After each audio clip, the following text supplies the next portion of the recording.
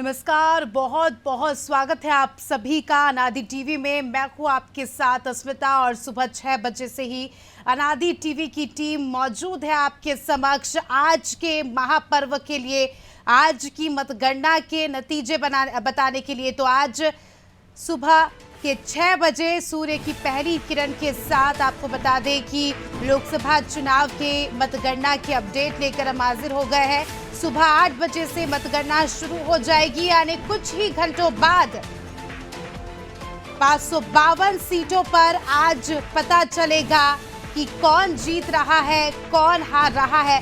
4 तारीख है आज, और आज का दिन अपने आप में काफी ज्यादा महत्वपूर्ण, क्योंकि आज इस बात का खुलासा हो जाएगा कि देश में आने वाले 5 साल किसकी सरकार होने वाली है, किसका राज होने वाला है। लोकसभा चुनाव की मतगणना का दिन है आज, और महज कुछ ही घंटों के इंतजार के बाद मतगणना शुरू हो जाएगी और मतगणना से जुड़े सारे अपडेट हम अपने दर्शकों को देंगे। अनादि टीवी की टीम ग्राउंड जीरो पर मौजूद है। लोकतंत्र के महापर्व का आज महादिन, चुनाव संपन्न हो चुके हैं और अब आज बारी है मतगणना की।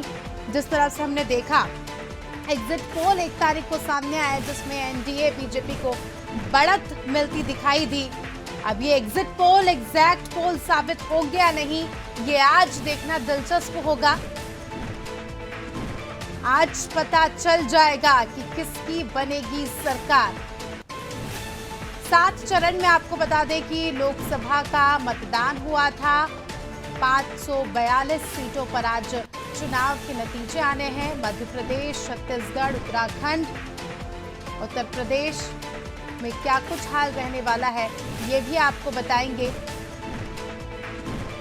और साथ ही बताएंगे कि आपकी सीट पर क्या कुछ रिजल्ट रहा और क्या कुछ, यानी समय के अनुसार क्या कुछ परसेंटेज यहाँ पर सामने आया जीत का। ये सब कुछ बताएंगे, उसके लिए आप हमारे साथ बने रहिएगा अनादि टीवी पर।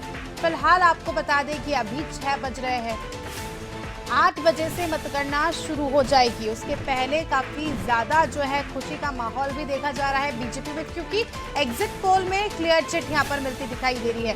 लेकिन हो कुछ भी सकता है, हम कुछ कह नहीं सकते, उसके लिए हमें नतीजों का इंतजार करना पड़ेगा। आज पूरा देश नतीजों की ओर अपनी नजर गड़ाए है। आज सभी को यही देखना है कि किसकी सरकार बन रही है। जिस तरह से हमने देखा 7 चरणों में चुनाव हुए, प्रधानमंत्री काफी ज्यादा सक्रिय नजर आए। पूरे देश में ही अलग अलग राज्यों के हर दिन उनके दौरे थे। जोरों शोरों से प्रचार प्रसार किया गया। इधर इंडिया गठबंधन ने भी अपनी पूरी जी जान लगा दी इस बार चुनाव में, और इंडिया गठबंधन भी दावा कर रहे हैं। जिस तरह से हमने सुना राहुल गांधी जी, कल वो कह रहे थे कि वो एग्जिट पोल के जो नतीजे हैं उनको नहीं मानते, 295 सीटें आएंगी, उन्होंने इस बात का जिक्र किया था। तो 295 आती है या क्या होता है, इसका फैसला आज हो जाएगा। लेकिन अपने आप में आज का जो आज की जो मतगणना होने वाली है वो दिलचस्प होने वाली है, क्योंकि दावे और वादे दोनों पार्टियों की तरफ से जोरों शोरों से किए गए बड़े बड़े देखिए वादे भी हमने देखे मैनिफेस्टो में, जहां एक और प्रधानमंत्री नरेंद्र मोदी अपनी गारंटीज को लेकर जमीनी स्तर पर उतरे थे। हमने देखा उन्हें गारंटियां उनकी जन जन तक पहुंचाई गई। तो वहीं राहुल गांधी भी अपनी न्याय और गारंटीज को लेकर और परिवर्तन, सबसे बड़ा मुद्दा वो लेकर जमीन पर उतरे थे। यात्राएं निकाली, 2 बार यात्राएं निकाली, जन समर्थन भी मिला। लेकिन अब आज ये देखना दिलचस्प होगा कि लोगों का कितना समर्थन मिलता है वोटों के जरिए। सोमनाथ हमारे सहयोगी जबलपुर से हमारे साथ जुड़ चुके हैं, उनसे जानकारी ले लेंगे कि क्या कुछ वहां पर स्थिति है, और वोटिंग की काउंटडाउन की शुरुआत होने वाली है, तो क्या कुछ वहां पर वो देख रहे हैं। सोमनाथ, जबलपुर की अगर हम बात करें, 8 बजे से मतगणना शुरू हो जाएगी। फिलहाल 6 बज रहे हैं, क्या कुछ तैयारियां आप देख रहे हैं? व्यवस्थाओं की बात करें, खासकर सुरक्षा व्यवस्थाओं की बात करें, तो किस हिसाब से तस्वीरें? जी, कृषि विश्वविद्यालय में अभी हम खड़े हैं और अभी जस्ट कुछ ही देर में ईवीएम जो लॉक है उसको सेंटर को खोला जाएगा और पूरी पुलिस व्यवस्था पूरी लगी हुई है, पूरा बल लगा हुआ है, आने जाने वाले को सभी को चेक किया जा रहा है और सुरक्षा के कड़े इंतजाम किए गए हैं और 138 जो राउंड है वो होने वाले हैं और उसकी पूरी तैयारियां पूरी कर चुकी है, पूरा स्टाफ आ चुका है, अध्यक्ष की व्यवस्था है, पूरा प्रशासन की पूरी टीम लगी हुई है और पुलिस की पूरी टीम भी लगी हुई है और अभी सभी आने जाने वालों से पूछताछ भी की जा रही है और मैं सबसे बड़ी बात है कि जो मुख्य मार्ग है आधार ताल का उसको भी अभी बंद कर दिया गया है। उस रास्ते से किसी को नहीं आना है, सिर्फ जो मतगणना सेंटर तक आने हैं उनके पास ही बस जा सकते हैं। तो हमारे साथ कुछ पुलिस अधिकारी भी है, उनसे हम आइए बात करते हैं। उनका जी सर, किस तरह की व्यवस्था कैसे किस तरह की व्यवस्था लगी हुई है? कितने यहाँ सभी हमारे वरिष्ठ अधिकारीगण सुबह 4 बजे से लगातार भ्रमण पे हैं और चौक चौबंद व्यवस्था पूरी अपना आधार ताल चौराहे से और महाराजपुर चौराहे के बीचों बीच पूरे सभी पॉइंट कट पॉइंट हर जगह पूरी पुलिस फोर्स तैनात है और मतगणना जो है तो 8 बजे शुरू होगी। इसके पहले पूरी चौक बंद पुलिस व्यवस्था लगाई गई है और सभी प्रेजेंट आने जाने वाले लोगों आने जाने वाले सभी लोगों को चेक किया जा रहा है। वो IBP को पूरे डाइवर्ट किए जा रहे हैं। Thank you sir. हमारे साथ बीडी द्विवेदी जी थे, उन्होंने बताया कि पूरी व्यवस्था लगी है, 8 बजे से मतगणना शुरू हो जाएगी और लगातार पूरे चाक चौबंद इंतजाम किए गए हैं, पूरा पुलिस बल लगाया गया है, शादी वर्दी में भी पुलिस बल तैनात किया गया है। जी बिल्कुल। सोमनाथ, अगर हम जबलपुर की बात करें, जिस तरह से हमने देखा एग्जिट पोल कल सामने आए, मध्य प्रदेश में जो है 28 सीटें जीत रही है बीजेपी, इस तरह से एग्जिट पोल सामने आए और कहीं ना कहीं कांग्रेस ही मानने को रेडी नहीं है क्योंकि उनका कहना है कि हम 12 से 13 सीटें जीत रहे हैं। ऐसे में हम जबलपुर सीट की बात करें क्योंकि अपने आप में काफ़ी ज़्यादा महत्वपूर्ण ये सीट है। विधानसभा में भी हमने देखा जोरों शोरों से प्रचार प्रसार हुआ, लोकसभा में भी जोरों शोरों से प्रचार हुआ। क्या लगता है, एग्जिट पोल एग्जैक्ट पोल साबित होंगे या हवा का रुख कुछ और है? जी बता दें कि जबलपुर का जो गढ़ माना जाता है वो भाजपा के लगातार सीट में कब्जा रहा है, तो लगातार काफी समय से भाजपा का ही गढ़ है। लाइव चालू हो गया। तो अभी पूर्व मंत्री राकेश सिंह है, वो भी लगातार 4 बार रहे हैं और इससे पहले जयसी बनर्जी रही है। तो लगातार जो बात की जाए तो जबलपुर का गढ़ जो है सांसद के लिए भाजपा का प्रमुख रहा है, लेकिन इस बार देखिए जनता का क्या रुख है, महंगाई बेरोजगारी को लेकर भी प्रमुख और काफी लोग नाराजगी भी है। ऑर्डिनेंस फैक्ट्री जबलपुर में 4 हैं, तो उनके जो साथी कर्मचारी उनकी भी नाराजगी है क्योंकि फैक्ट्री का प्राइवेटाइजेशन किया गया है और बहुत सारी परेशानी है, तो इसको लेकर रुख थोड़ा सा नजर आता है। लेकिन जो जबलपुर की बात की जाए तो जबलपुर गढ़ माना गया है भाजपा का, तो इसलिए जीत होगी लेकिन ज्यादा अंतर से नहीं हो सकती। जी इसका जो लोगों का मानना है। जी बीजेपी का गढ़ माना जाता है और इस बार जो है प्रधानमंत्री नरेंद्र मोदी के चेहरे पर बीजेपी ने दाव खेला है। मोदी की गारंटी, प्रधानमंत्री का चेहरा ही अपने आप में एक बड़ा मुद्दा यहाँ पर नजर आया। इसके तरह अगर हम मुद्दों की बात करें, देखिए एक और प्रधानमंत्री का चेहरा तो है ही, लेकिन अपने अपने स्थानीय मुद्दे भी होते हैं जिसको लेकर जनता जब वोट डालने जाती है तो उन मुद्दों को भी ध्यान में रखती है। क्या लगता है कौन से मुद्दे होंगे, क्योंकि थोड़ी देर में मतगणना शुरू हो जाएगी, कौन से मुद्दे इस बार हावी होते नजर आएंगे? जी इस बार तो लगातार देखा जाए तो भाजपा कार्यकाल में जो अभी 370 और मंदिर को लेकर और मोदी का एक प्रमुख चेहरा है उसको लेकर लोगों में काफी वो था और उनका मानना था कि 2024 में भी है। लेकिन जो जनता के बीच एक नया इस बार लोग 2024 में समझ में आया कि जो चुनाव में महंगाई बेरोजगारी वो प्रमुख तौर पर देखी गई है। तो जो बेरोजगार युवक है जिनकी एजें बढ़ती जा रही हैं, 4-4-5 लगातार 10 साल से इंतजार कर रहे हैं कि सरकारी नौकरी निकलेगी, पढ़ाई कर रहे हैं और एज फैक्टर निकलता जा रहा है और महंगाई भी लगातार बढ़ती जा रही है। कई लोगों का मानना यह है कि फ्री की योजनाएं जो है उसको बंद कर देना चाहिए, फ्री में बांट के मध्यम वर्गीय ज्यादा परेशान नजर आ रहा है, जिसको बीच में फंसा हुआ गरीब को तो राशन मिल जाता है और जो अमीर आदमी उनको मिल जाता है, लेकिन मध्यम वर्गीय को काफी दिक्कतें आती हैं। तो इसको लेकर काफी लोगों में आक्रोश भी है कि महंगाई बेरोजगारी बढ़ रही है, उसके लिए सरकार कुछ नहीं कर रही है और इस सब बातों को लेकर भी कुछ अंतर नजर आएगा। बिल्कुल जी सोमनाथ, अब बात अगर हम पार्टियों की कर रहे हैं तो मैं जानना चाहूंगी कि कार्यकर्ताओं में कितना उत्साह देखा जा रहा है, क्योंकि कल और परसों से इनफैक्ट हम देख रहे हैं जब से एग्जिट पोल आया है तब से ही कांग्रेसी कार्यकर्ताओं ने मिठाइयों की ऑर्डर दे दिए हैं, बीजेपी कार्यकर्ताओं ने और नेताओं ने मिठाइयों की ऑर्डर दे दी है। आज का दिन तो अपने आप में काफी ज्यादा महत्वपूर्ण है। किस हिसाब का माहौल देख रहे हैं आप? कार्यकर्ता कितने उत्साह में यहाँ पर अभी मौजूद हैं?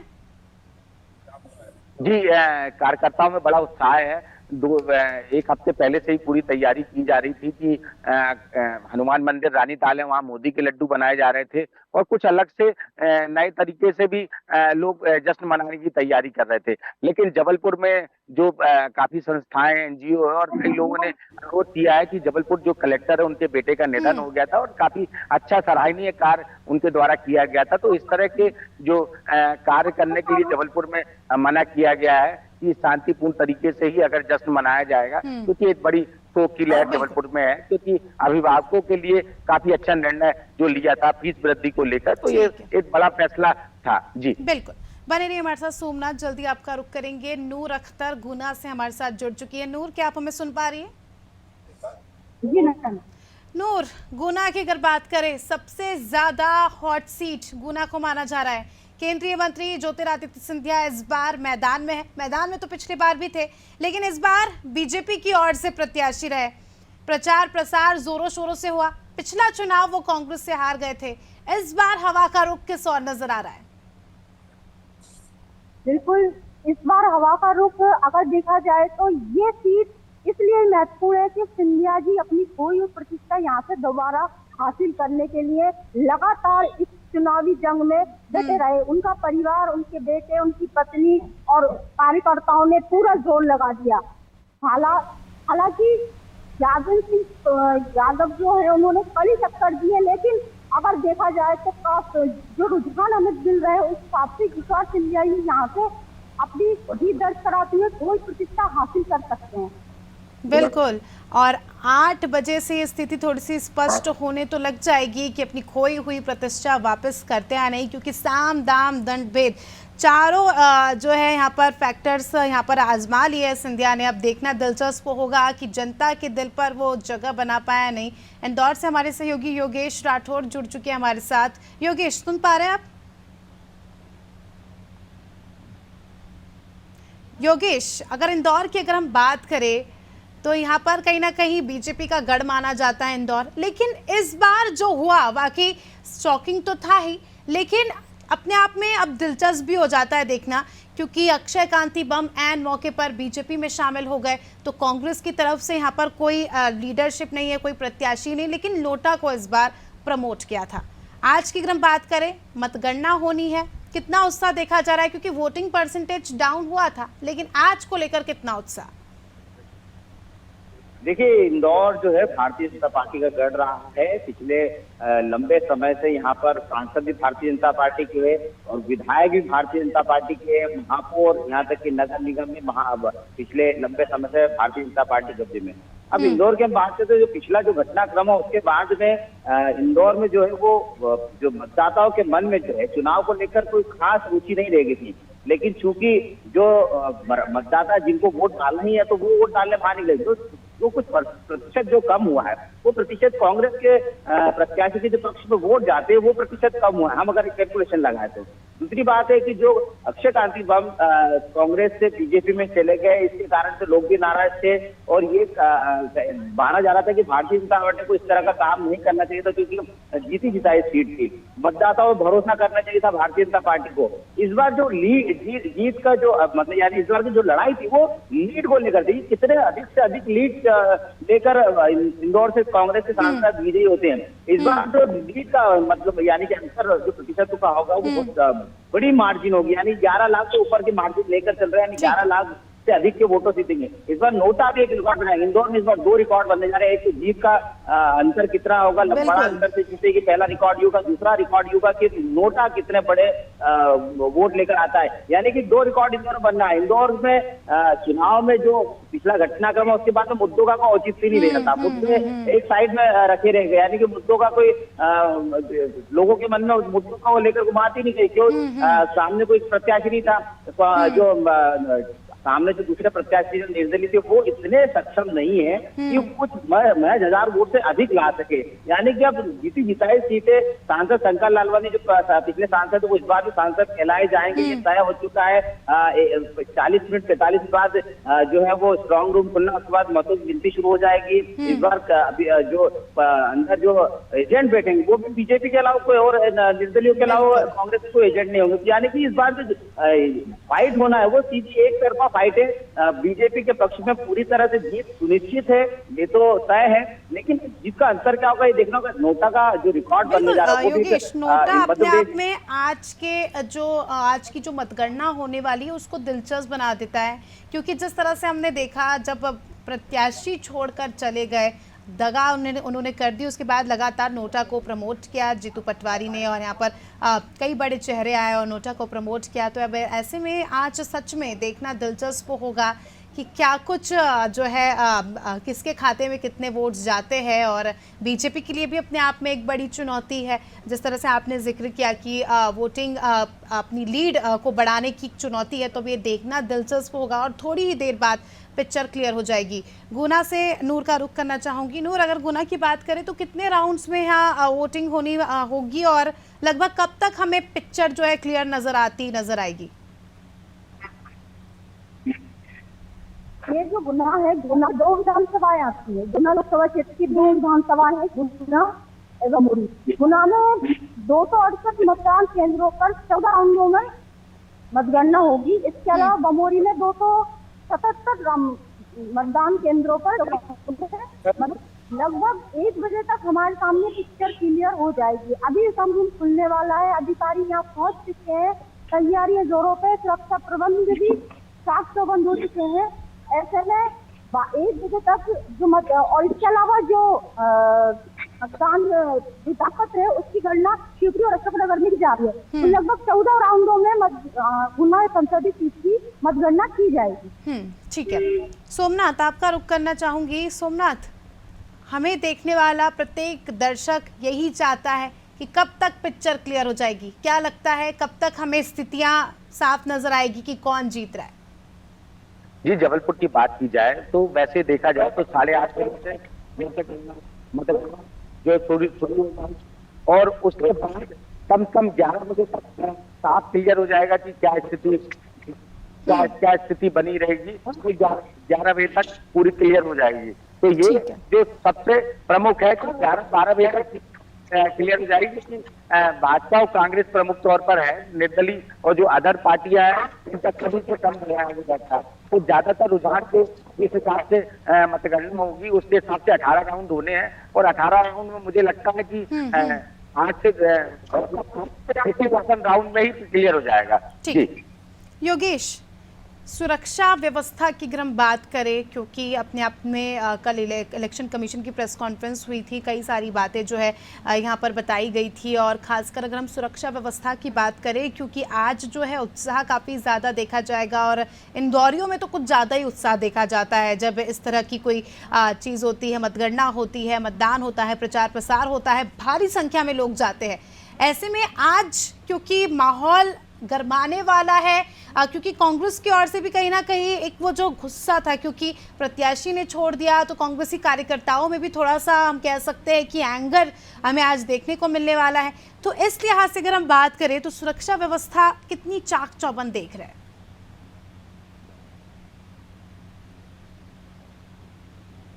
अनम्यूट कर दीजिए योगेश। ठीक है आ रही है आपकी आवाज। ठीक है योगेश, अपनी बात कंटिन्यू कीजिए। जी, जो सुरक्षा के जो मापदंड है उसके अकॉर्डिंग पूरी सुरक्षा व्यवस्था लगाई गई है। जिस तरह की व्यवस्था हर चुनाव के समय में, मतगणना के समय होती है, कहाँ बैरिकेडिंग करना है, कहाँ से रास्ते ब्लॉक करना है, कितनी पुलिस फोर्स लगाना है, अतिरिक्त जो पुलिस बल लगता है वो सब लगता है जब कांग्रेस और बीजेपी के बीच में कांटे के टक्कर का मुकाबला देखने को मिलता है। लेकिन इस बार जो है ये मुकाबला जो एक तरफा है, इसलिए पुलिस को बहुत ज्यादा मशक्कत करने की जरूरत नहीं है। कांग्रेस भी यहाँ पर मुश्किल से नजर आएंगे। जो बड़े पदाधिकारी जो शहर में पद लेकर बैठे हैं वो शायद नोटा नोटा का कितना असर आता है उसको लेकर आएंगे, लेकिन क्योंकि कांग्रेस को अंदर जाने की परमिशन नहीं है, अनुमति नहीं है, उनके पास किसी तरह का वो पास नहीं है, इसलिए वो इस एरिया में नहीं आएंगे जिस एरिया में पास धारकों को अनुमति मिले। बहुत ज्यादा मशक्कत करने की इस बार पुलिस को जरूरत नहीं है, क्योंकि सामने कोई बड़ी फाइट नहीं दिखाई दे रही, कोई प्रतिद्वंदी नहीं है, कांग्रेस में कुछ बहुत ज्यादा एग्रेशन इस तरह का नहीं कि हमें जीतना है। नोटा को प्रमोट करना, जो वोट चलेगा वो तो नोटा को चले ही गए, अब उनको ये देख रहा है कि नोटा को कितने वोट जाते हैं, इसलिए बहुत ज्यादा मुझे नहीं दिखाई दे रहा है। कहीं ना कहीं उत्साह की कमी नजर आ रही है, क्योंकि इसके पहले के चुनाव में हमने देखा तो काफी ज्यादा दिलचस्प मुकाबला, और हमें भी ये जानने का काफी ज्यादा उत्साह था कि क्या होने वाला है, क्योंकि विधानसभा में भी हमने देखा काफी ज्यादा जो है दिलचस्प मुकाबला था। लेकिन इस बार क्या हमें कह सकते हैं, जिस तरह से आपने जिक्र किया कि उतना कांग्रेसी इंटरेस्ट नहीं ले रहे, लेकिन नहीं रुचि ले रहे हैं, क्योंकि अब उनके पास में तो सामने प्रतिद्वंदी नहीं, उनका कोई प्रत्याशी नहीं है। उन्होंने चुनाव में भी जो अक्षय कांति बम जब चुनाव में चुनाव प्रचार कर रहे थे तब भी मुझे बहुत ज्यादा कार्यकर्ताओं में जोश दिखाई नहीं दिया। हाँ, ये था कि नामांकन भरने के बाद शायद कार्यकर्ता बाहर आएंगे, चुनाव का माहौल बनेगा, लेकिन ऐसी कोई परिस्थितियां बनी नहीं। नामांकन वापसी ले लिया गया, अक्षय कांति बम का बीजेपी में चले आने के बाद कार्यकर्ताओं का जो थोड़ा बहुत जोश था वो भी खत्म हो गया। फिर जो पदाधिकारी है वो नोटा को प्रमोट कर रहे थे कि नोटा पर वोट देना है, और बहुत ज्यादा जोश इंदौर में यहाँ पर कार्यकर्ताओं में दिखाई नहीं दे रहा। कांग्रेस एक औपचारिकता सिर्फ है मतगणना की, वो भी बहुत जल्दी की जाएगी। इस बार 19 राउंड का जो है मतगणना होना, 19 राउंड की मतगणना बहुत स्पीड में हो जाएगी, कोई ऑब्जेक्शन नहीं आएगा, किसी तरह का कोई विरोध नहीं होगा, तो इस कारण से कोई अधिकारी को बहुत बड़ी समस्या नहीं है। मशीन में जो समय लगता है उतना समय लगना है, तो ये बहुत जल्दी से इस बार का जो मतगणना का जो परिणाम है बहुत जल्दी आ जाएगा। जी बिल्कुल, आप सभी का बहुत बहुत शुक्रिया। राजधानी भोपाल से हमारी सहयोगी शबाना हमारे साथ जुड़ चुकी है, जो कि अभी हमें जानकारी देंगी कि राजधानी भोपाल के क्या कुछ हाल है। शबाना, 6:30 बज गए हैं, कुछ ही घंटों के बाद मतगणना शुरू हो जाएगी। ऐसे में हम राजधानी भोपाल की बात करें, क्या कुछ व्यवस्थाएं देख रही हैं आप? कितने राउंड में काउंटिंग होगी आज?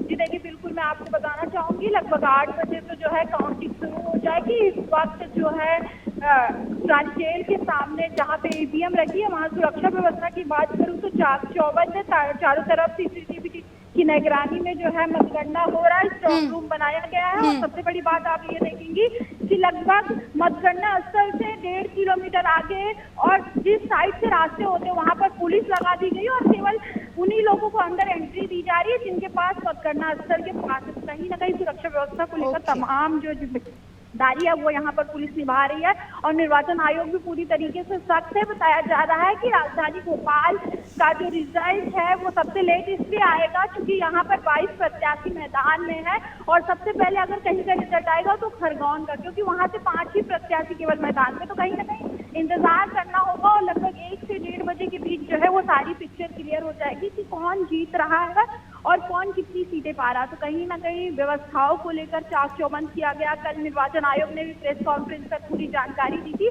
और आज अपने आप में कहीं ना कहीं जो पुलिस है, जो प्रशासन के लोग हैं, वो सही तरीके से काउंटिंग कराने के लिए यहाँ पर काम कर रहे हैं। बिल्कुल, चलिए बहुत बहुत शुक्रिया आपका शबाना, हमारे साथ जुड़ने के लिए और जानकारी के लिए। तो देखिए, सत्ता का महासंग्राम तो शुरू हो चुका है, लेकिन आज ये देखना दिलचस्प होगा कि इस संग्राम में जीत किसने हासिल की है और शिकस्त किसकी हुई है।